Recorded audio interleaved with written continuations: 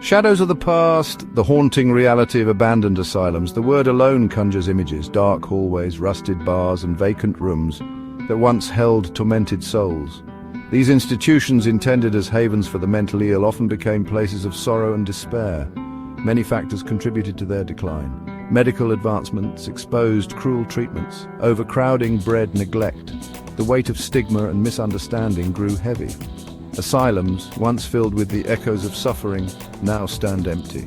Monuments to a darker chapter in medical history. Their silence is broken only by the creaking of floorboards and the whispers of the past. The weight of whispers. Stories from within crumbling walls. Let's journey to Waverly Hills Sanatorium in Kentucky.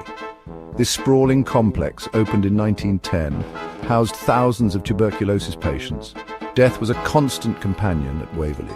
Stories spread of a death tunnel used to discreetly remove bodies. Was it a practicality or a way to hide the true toll of the disease? Across the Atlantic, we find Cane Hill Asylum in England. Established in 1882, it quickly gained a reputation for harsh treatment methods. Patients reported hearing voices, witnessing apparitions, and feeling unseen hands on their shoulders. Was it the effects of their conditions or something more sinister lurking within the asylum walls? Echoes in the darkness, legends and lore of the lost. The stories from these abandoned asylums often blur the lines between fact and fiction. Supernatural whispers cling to the decaying walls like dust. At Waverly Hills, the spirit of a young nurse, heartbroken after losing a patient and taking her own life, is said to roam the halls. Visitors claim to see her shadow, hear her sobs, or feel a sudden chill in the air. Cane Hill has its share of legends too. One tells of a malevolent entity known only as the Rat Man, a shadowy figure said to torment patients and staff alike. These tales, passed down through generations, fuel our fascination with the abandoned. A macabre fascination.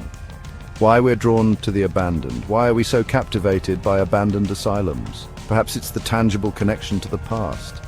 We can almost hear the echoes of footsteps and imagine the lives lived and lost within those walls. Perhaps it's the stark reminder of our own mortality. These crumbling structures serve as stark reminders of the fragility of life and the inevitability of decay. Or maybe, just maybe, it's the thrill of the unknown, the possibility that something still lingers within those shadowy corridors, something that time has forgotten, but the abandoned asylums remember.